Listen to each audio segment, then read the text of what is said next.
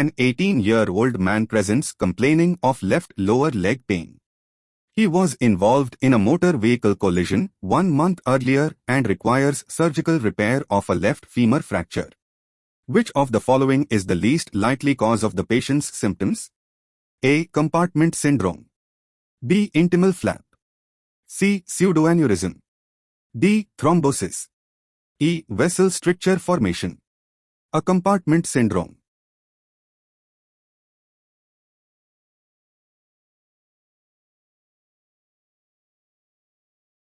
Answer is A. Delayed thrombosis can occur months to years after injury if the injured vessel heals with stricture formation and decreased blood flow distally, followed by stasis and clot formation.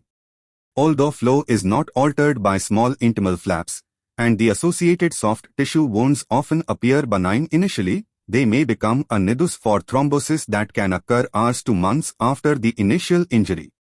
The cavity of a pseudoaneurysm is in direct communication with the lumen of the vessel, so embolization of mural clots may produce distal arterial occlusion. Patients with pseudoaneurysm are commonly seen months to years later with symptoms of compression neuropathy or peripheral arterial embolism. The delayed presentation of this patient makes compartment syndrome the least likely cause of his leg pain.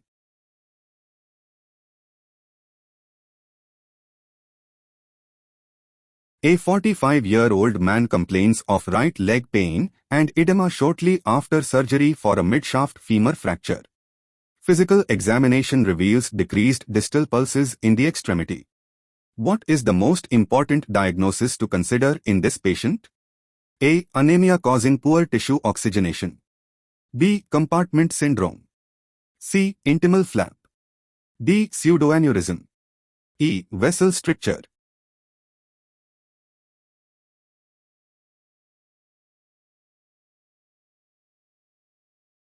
Answer is B. Compartment syndrome. After restoration of arterial flow to a previously ischemic limb, a cascade of reperfusion injury has been identified that results from release of oxygen-free radicals, lipid peroxidation, and influx of intracellular calcium. These mediators give rise to progressive cellular damage, edema, and necrosis, thereby propagating the vicious cycle that increases compartment pressure.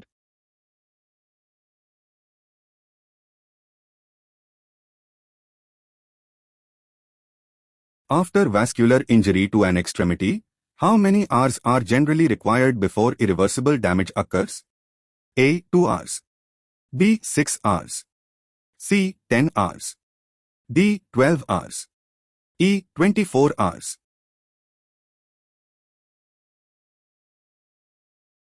Answer is B. 6 hours. Although individuals may vary, 6 hours of complete warm ischemia is generally considered the point at which irreversible nerve and muscle damage begins to occur. After 6 hours of warm ischemia, 10% of patients will have irreversible damage. By 12 hours, 90% will have irreversible damage. Artificially cooling the limb to just higher than freezing temperature will reduce the metabolic demands of ischemic tissues and greatly prolong the tissue's tolerance of ischemia to 24 hours or more.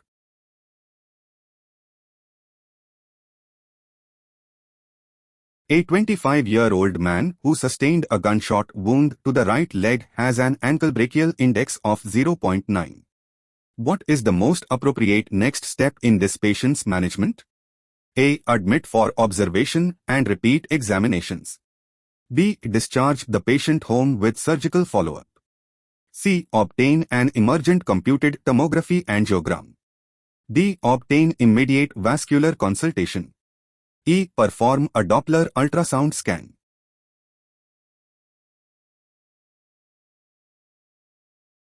Answer is A. Admit for observation and repeat examinations. Patients with an ankle brachial index of 0.90 to 0.99 merit observation for 12 to 24 hours for repeat examinations and ankle brachial index measurements to detect evolving injury. In general, a ratio of less than 0.90 is considered abnormal and is an indication for further investigation, such as computed tomography angiography.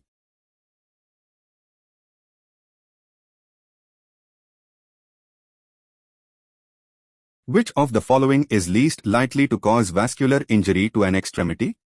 A. Close-range shotgun wound. B. Crush injury. C. Electrical injury. D. Gunshot wound from a long distance. E. Massive tissue avulsion. Answer is D. Gunshot wound from a long distance. Close-range shotgun wounds can cause significant blunt trauma to vessels, as well as a higher rate of bone and nerve damage than gunshot wounds. An open avulsion injury to limb is particularly severe because the skin is the final structure to be disrupted, and there is inevitable injury to deeper vessels and nerves. Vascular injury must be suspected in patients with massive soft tissue avulsion or crush injury, displaced long bone fractures, and electrical or lightning injuries.